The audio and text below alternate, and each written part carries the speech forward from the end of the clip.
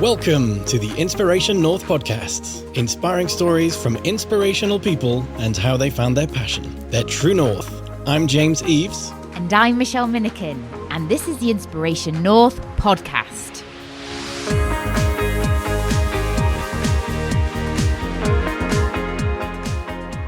Today's episode, it doesn't seem like work when you're having so much fun, with Niki Hutchison. We talk about how marketing is often seen as a dark art, surrounding yourself with positive people, and kids need a positive role model and an activity that they love. Niki is a double business owner and marketing strategist. As well as constantly working on her own marketing, she also works with female founders, teaching them how to use marketing to grow their businesses. Niki has a free Facebook group for female founders, brilliant business builders, and also offers an online membership, one-to-one strategy packages, online courses, runs marketing campaigns for individual clients, and hosts live events in Edinburgh. Niki is married to John, a DJ and music producer, with whom she has 2 children, Ian and Anna. Her favourite place in the world is Ibiza, where she plans to move with her family as soon as possible. So, Inspiration North on the road still in Scotland. So then, Niki, tell us, when you were a little girl, did you know what you wanted to become? Yes, I did, but it's not what I do today. Mm-hmm. I wanted to be a ski racer. Oh, wow. Ooh. And I actually used to do race training, but it turns out ski racing is a really expensive sport. Mm. Yes. So when I got to the point where I needed kind of 4 pairs of each type of race ski for dry slope and snow, and needed to go abroad for training and all this, my parents were kind of like, how about trying to find something else to do? It's quite obviously a tricky sport to excel in as well, so I doubt I was ever going to really make it, but I loved it so much. So yeah, once that dream had kind of been and gone, I kind of fell in love with advertising. Oh. And I did my first work experience at an agency called Folds back in the day in Edinburgh. And I was 14 when I did that. Wow. And then I went on to uni and did management, and then actually I hated uni. I went to St Andrews and did management with French, and I just didn't study very hard at all. But then after that, I went down to London to do a postgrad in advertising, and I absolutely loved it. So yeah, I should have just really stuck with the advertising. So yeah, got really, really into advertising. I just thought that it was really glamorous and really interesting as well. Michelle, you'll probably be quite interested, I'd imagine, in the whole kind of psychology of marketing. Oh, yeah. So scary, actually. It is, isn't it? Yes. It's the manipulation that goes on. Yeah, absolutely. But it can be a force for good as well. It is, yes. Yeah. It's like, you need to buy these bananas in this because it's in this particular part of Asda. It's just bonkers. All that stuff as well. Yeah. So yeah, I worked in advertising after that in London, and then ended up in Birmingham, which I did not enjoy in the slightest. Sorry to any Brummie listeners. We have a couple. To be fair, it was just a really miserable time. My boyfriend moved down with me as well, and he hated it, and we split up, and it was just a nightmare. So ended up coming back up here and worked in bars and ran nightclubs for a few years. Oh, wow. And that's how I met my husband, and eventually got back into advertising as well. Turns out my husband's a DJ, so it turns out that having a couple where one's the manager and one's the DJ, once you have a kid, somebody's got to stay at home at night. So yeah, got back into advertising after having my son. So was that in an agency? Yeah, I worked in agencies in Edinburgh for a good few years after that, actually. And then eventually, once I'd had my daughter, left. I think that's really common for women once they've had either their first child or definitely their second. I think it's really common to realise that actually you can't really juggle it all. Somebody needs to kind of be a bit more flexible. Mm-hmm. So that's when I started my own business at that point. Oh, wow. So you're not the first person that's told us that story, surprisingly No. enough. I'm not surprised to hear that. Was that something that you always had an inkling that you wanted to do, have your own business? Or Never. I never wanted to. So what do you think changed then? Is that what you talked about, the flexibility? Is that Definitely. what that links to? Yeah, I think so. My husband's always been self-employed, and it just used to really kind of baffle me that he would just work all the time and love it and really not want to stop doing what he was doing, you know, late into the night. And I was just like, God, what is this guy all about? Obsessively working. And then I started my own business and totally understood. It's not working though, and it's so much fun. Exactly. Yeah, that's what I think. Yes, we've mentioned it before, where I've got a friend called Dominic McCanny, another shout out to you, Dom, who basically says that work should be the most fun you have with your clothes on. Yes, it totally is. Yeah. Always gets a giggle. It does. But it's surprising that so many people kind of go through their lives, 9 to 5, corporate, miserable. Yeah. And it's the fear of change, or the fear of, taking that leap, because it is a big risk as well, isn't it? It's a massive risk, but I was talking about this with my husband, John, his name is. I feel like I'm talking about him too much already. Hi, John. Hi.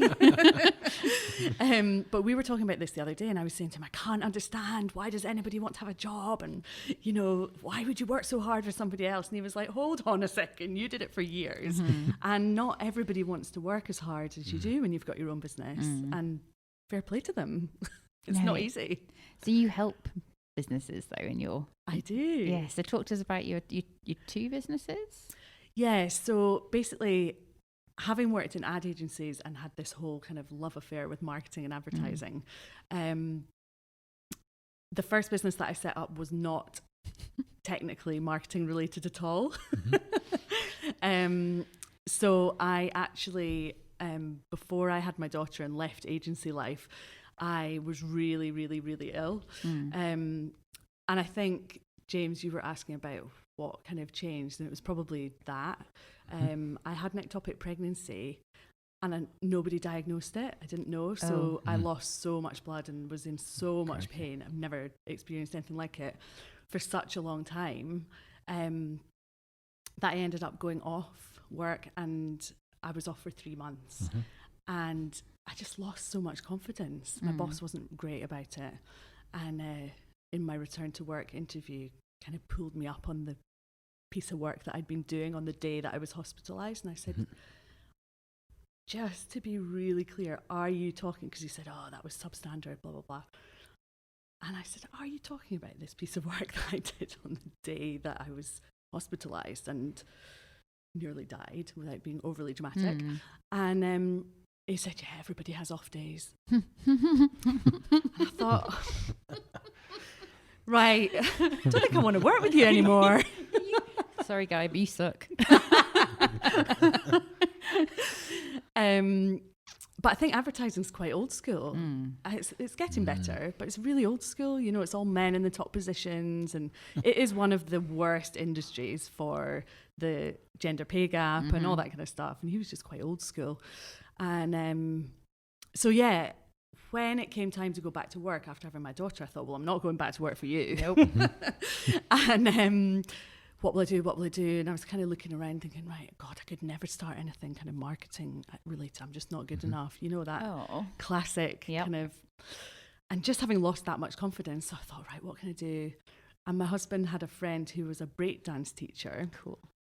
And he said to me, I'm a great teacher, get on really well with kids. I just can't find enough kids to come to my classes. Can you give me a bit of a hand with the marketing? So I was like, yeah, sure, this sounds fun.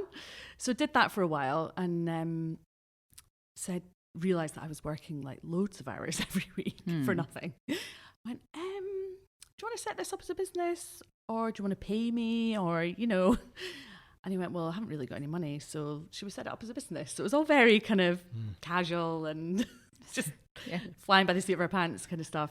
So we set it up together as a business, Step It Up Dance, a hip hop dance company for kids. Cool. So we started with just him, and me. So he would teach the classes and I would do everything else.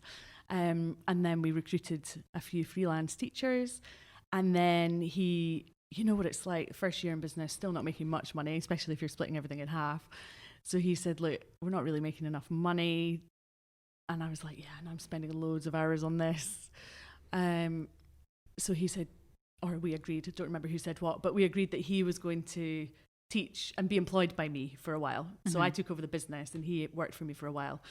And then he injured his back, which was, it's really tough. Dancers, because it's their way of expressing themselves, it's really tough if they can't do that. So he decided to stop and get a job, and we're still good friends, which I'm really proud of, actually, because I think it's hard a lot of times if you've been in partnership with somebody. But anyway, and I just took it on myself and took on more and more teachers. So yeah, as I say, it was just him teaching one class after school to begin with, and now I've got 6 employees and about 10 freelance dance teachers as well, and we teach about 100 classes a week in schools, nurseries. Wow. We've actually created a curriculum. There's the curriculum in Scotland is called the Curriculum for Excellence. So it's like the national curriculum down south. And we basically, because I'd worked on that in the agency that I worked in latterly, the Scottish Government was one of their biggest clients. So I worked on campaigns selling the Curriculum for Excellence into Scottish teachers and looking at the early years foundation stage. And actually I did a 2-year research project going around Scotland, interviewing parents, teachers, kids, all about how to keep them on a positive path. So that was for reducing antisocial behaviour. And the results of that, I always say it's not rocket science, but it turns out what they need is a positive role model and preferably also an activity that they love. So Step Up Dance really ticked both of those boxes for me. And yeah, it's been amazing. And obviously that was my first business. So I had all this marketing experience, but I'd never run a business. No. So I had no idea about things, just so many things. Financials mainly. So I didn't really treat it as a business for, I would say, quite a long time, for at least the first 2-3 years.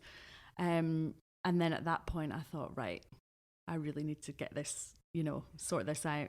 So I went into what's now called, I believe, the RBS Accelerator. Yep. So at the time it was called Entrepreneurial Spark. So I went in there with my team for about 18 months and that was just phenomenal. Got so much training and so much experience. And I can't say a bad word about it, to be honest. Yeah, you get a coach, don't you? And then there's various events and you're in a hub of like-minded people all working on a passion, aren't they? Exactly, yeah. And I'm still in touch with loads of people from that time who have all got different businesses, and it's just really nice to have that support network. And actually now in my other business, I run events. I have a monthly business club where I invite female speakers who've got their own businesses to come and speak. And a lot of them from back in the day, from eSpark, have come to speak at the events, which is really nice. Yeah, so I'm a part of the NatWest Entrepreneur Accelerator. Are you? For my psychology business. And on Inspiration North is part of the pre-accelerator. Are you really? So very early stage. It's like kind of figuring out what this is. Brilliant. Brilliant. I think the program's changed a lot since I was in. But I think they kind of meandered away in a certain direction and then they've come back more closely to how it was when I was in. Yeah. This is my 3rd time round. Is it? So this will be I did 6 months. This is my 3rd 6 months. So apparently I'm not allowed in again, so I have to make the most of it now. Yeah, well, that was like us. We did 3 lots of 6 months and then you get booted out. Well, we became community members, which was amazing. Yeah, because we got a free desk for a bit longer. So you weren't part of the program at that point, but you just had to kind of help out the newbies and in return for a free desk. So we did that for a while too. No, it's kind of weird. Yeah, learning loads, and a lot of the people we've had on the podcast are from the NatWest Entrepreneur Accelerator. Brilliant. So before James actually even went in as a part of his, it's like he knew everybody already because we'd be waving to him. Oh, right, James. dudes. So yes, That's funny. It's It's good lead generation for the podcast, isn't it? Yeah, it is. Absolutely. I tried to get somebody from Edinburgh, but I don't think he was that bothered. So Oh. I know. But we're actually recording in London, in the London hub. Oh, amazing. Where is the London one? No. N1, so just Okay. yeah, Really? N1 is postcode. Somewhere very central, I would say, just slightly north Yeah. of London. So yeah, that's going to be great. We're looking forward to that. Yeah. So yeah. Yeah, so that was definitely part of my journey, a really positive experience. So having set up the first business, been through the accelerator program, come out the other side, I did a lot of kind of testing and kind of exploring ideas on what to do with Step It Up Dance while I was in there. So it's actually ready to franchise as a business. But I've decided it's not going to be me who does that. And we expanded into Glasgow, we expanded up to Aberdeen. That was a nightmare. Just trying to retain, obviously when you're working with freelancers, it's hard to engender that loyalty unless you're giving them a lot of work. And when you're just starting in an area, you can't give them a lot of work straight away. So that was really the issue. There was demand, which was amazing. But yeah, just trying to manage the staff, and the team were all exhausted, hoofing up the road, and yeah. So decided just to bring everything back in, focus on Edinburgh and do the best job as we possibly can here. So that's what we've been doing for the last couple of years, and it's made life a lot easier. But because we're not expanding and because we're not franchising, I kind of needed a new challenge. And I've got an amazing team who run Step It Up Dance, so I have very little to do with that. I kind of act as, I call myself like the marketing director now, because it's really just the strategy of marketing that I get involved in, which is nice. It's lovely having people who've been with me for 5 years or so just know the business inside out and can be completely trusted. It's great. So yeah, in the middle of middle of 2017, I decided. Where does time go? Yeah. It's like, how was it 2000? It's like 2020. That was decades away. Yeah, sorry, I interrupted you. No, you're fine. Yeah, I decided I needed a new challenge. And I think from having been through eSpark, just realising what a difference it makes having somebody who you're accountable to in terms of the progress that you'll make. So obviously by this point, having run Step It Up Dance for over 5 years, I'd got a lot of that confidence back, and I'd used my marketing skills again to grow that business hugely. So I decided that I was going to start working with other women who want to start or grow their businesses and really help them to use marketing to do that. Because I think that marketing can seem like this really dark art to people, and people are a little bit kind of scared of it or intimidated. And I definitely think it was an advantage having that background when I was growing Step It Up Dance, because I think people think, oh, marketing, it's this thing that you have to do, and you do a little bit and then, oh great, it's done, don't have to worry about that for a while. But it's like, no, that marketing is your business. If you're not marketing it, it's not happening. Go on, say the quote we know. We often say the quote is from a guy we like called Grant Cardone. The best product never outsells the best known product. Yes, exactly. Yeah.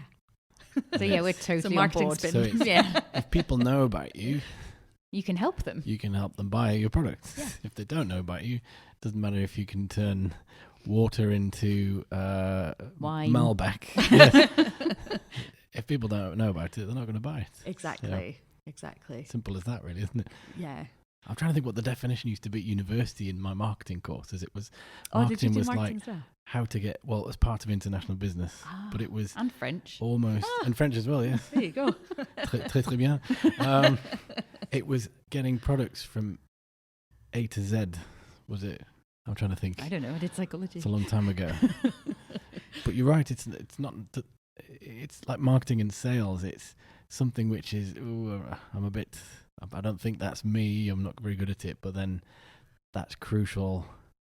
It's the lifeblood of your business for getting revenue, isn't it? Exactly. Yeah. If you don't have a constant stream of people coming in and leads and turning into sales, then you've really got nowhere to go, unfortunately. Yes. So yeah, helping other women with their marketing is so much fun. So that's what I do now. And you've got, is it an online community that you have, or is it live events, or? Yeah, so there's kind of 4 ways that I work with people. So I do one-to-one, and then I do live events in Edinburgh. So I do a monthly business club with the speakers that I mentioned, and I also do masterminds. And then I have an online membership that I just started in January this year. So it's actually at quite an exciting time. So I wanted to do, there's obviously so many memberships out there. So I put it off for a long time because I just thought, everything's been done already. But it's not about that, is it? It's just about what you can bring and trying to differentiate yourself and go niche. I'm big on going niche as well.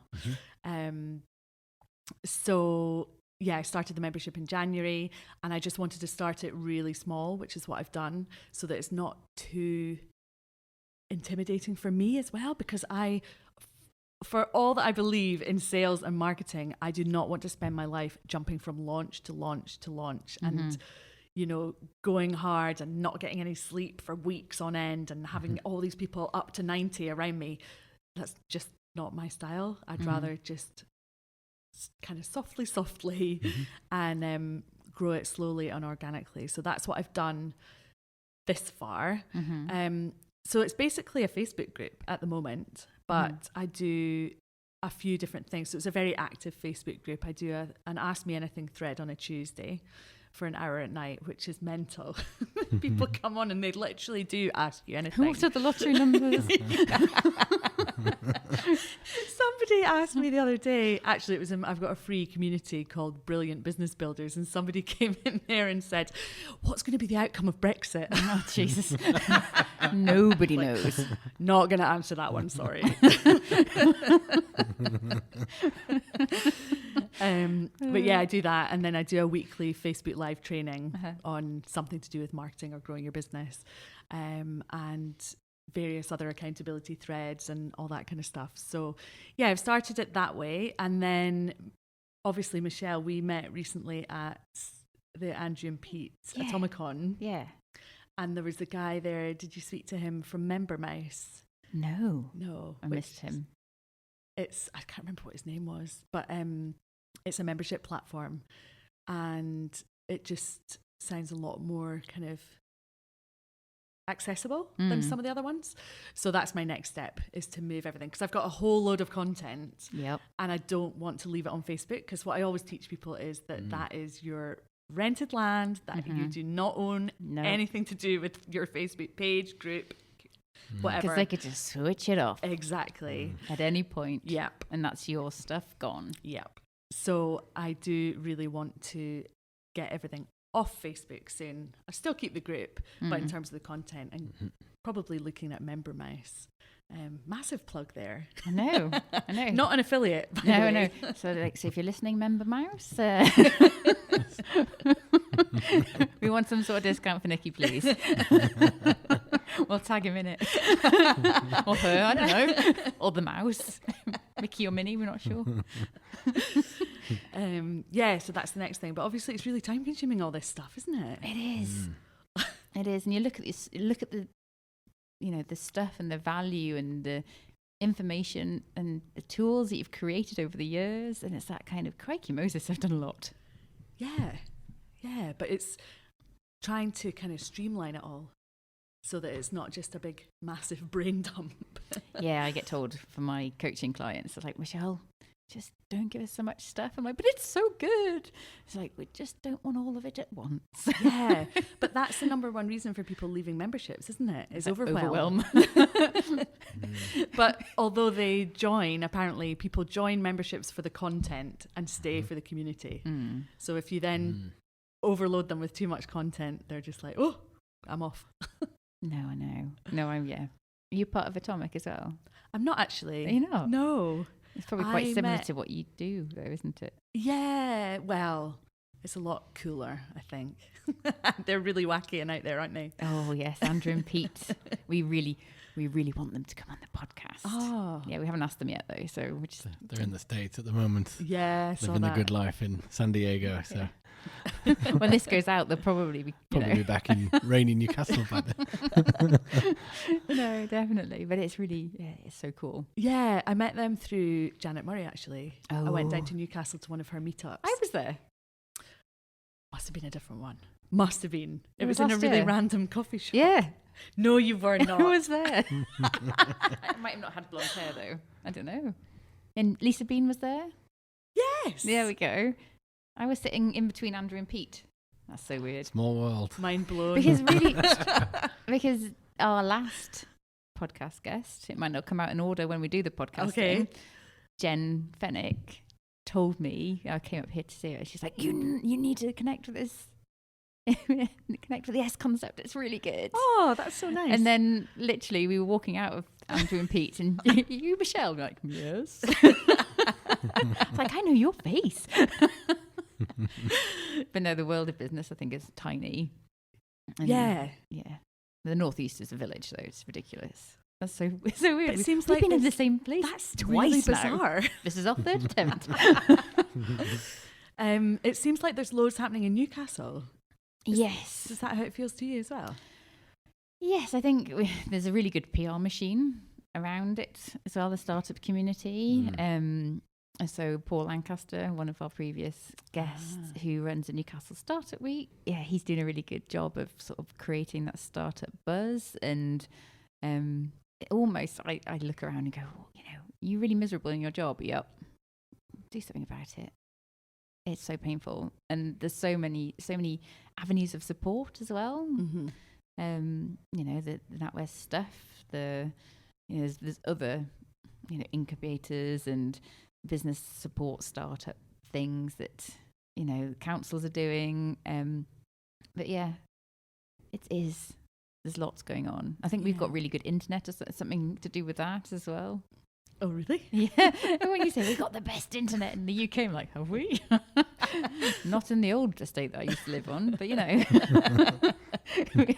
literally had to send a carrier pigeon with our emails. It was horrific.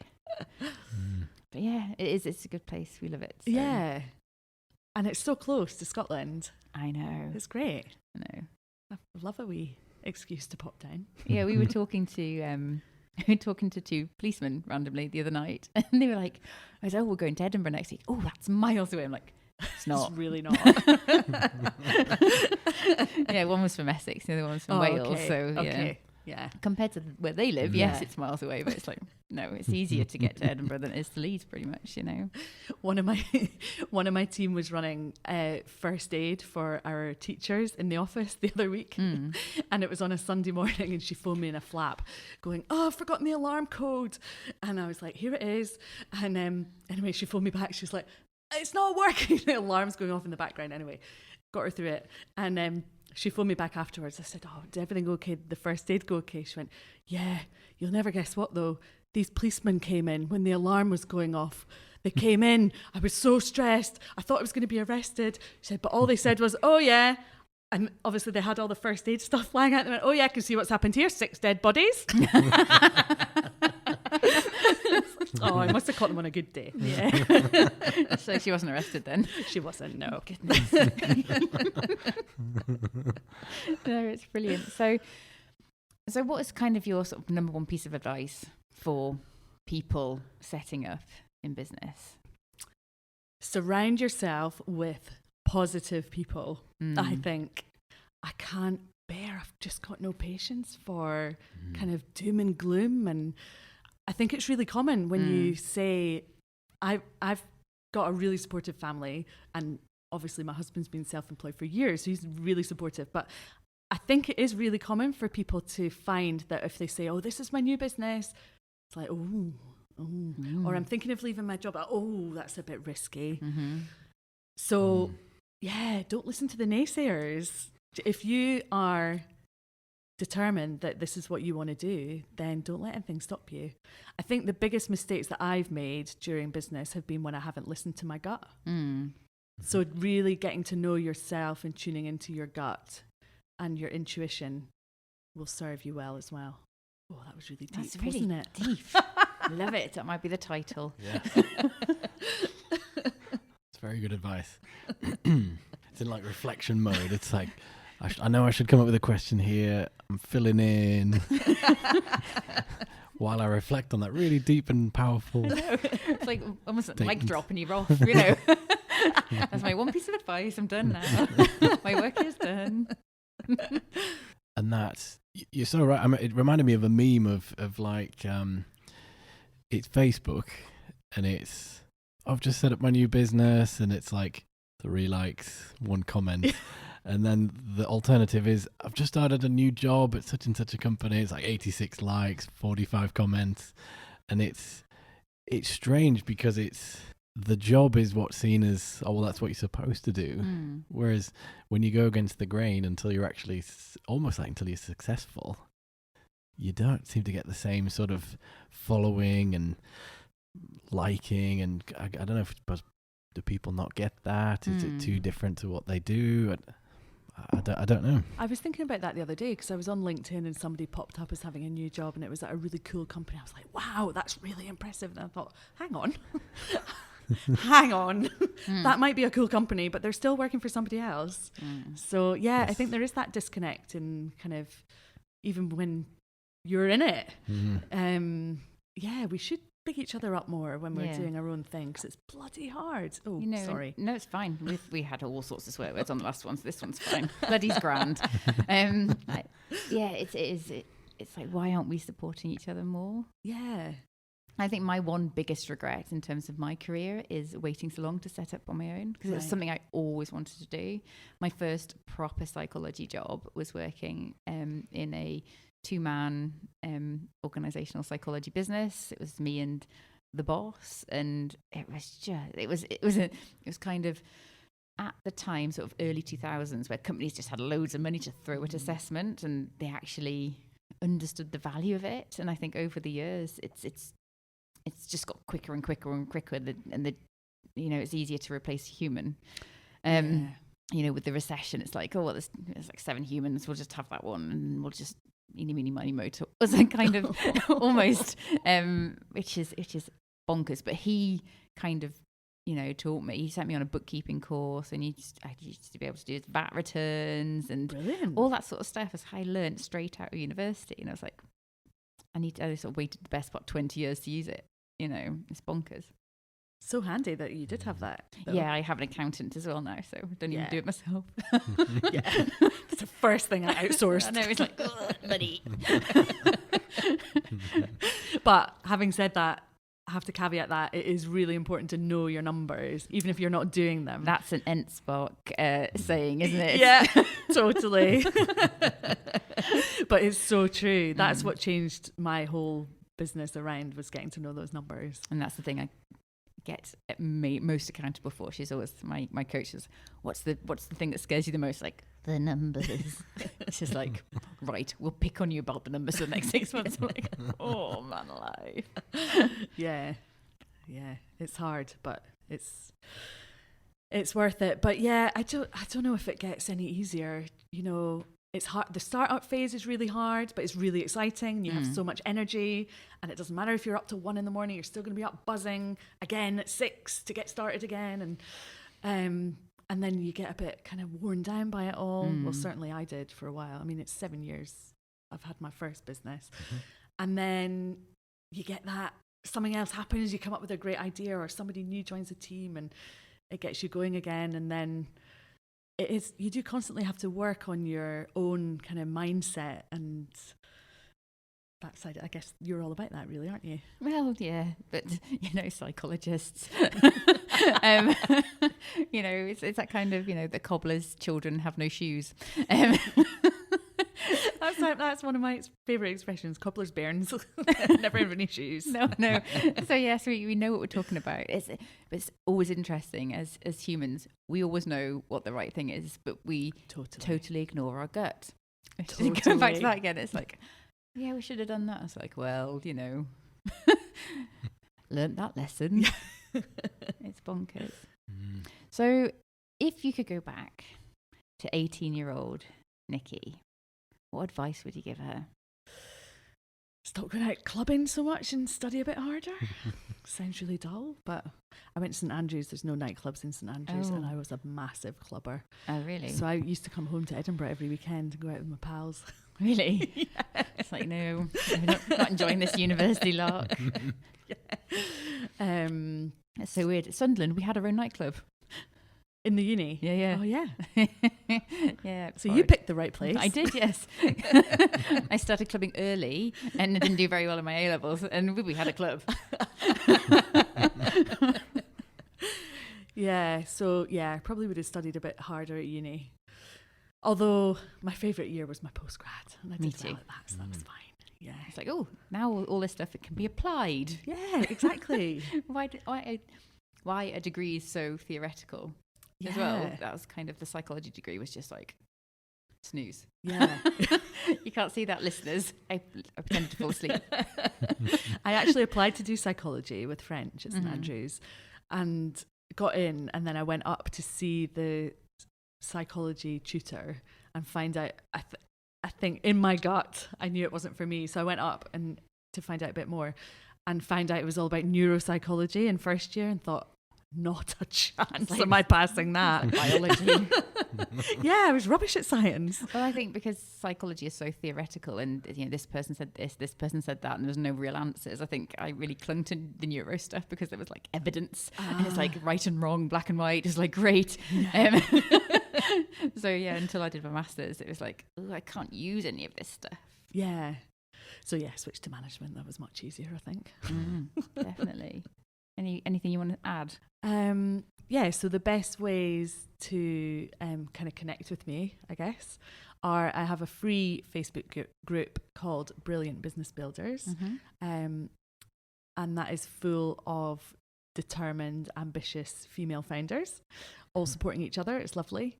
And then my online membership is called We Are Brilliant Business Builders. And you can find out all the details of that on my website, which is thesimplicityconcept.com. Marvellous. Well, thanks for joining us, Niki. Thanks for having me. It's lovely to see you in Scotland. I don't know why I had to do that. Yeah, pretty typical Scottish weather as well. No, I know. Sorry about that. It's the same in Newcastle. It was me when we left. So excellent. Thank you so much. Thank you. Okay, bye.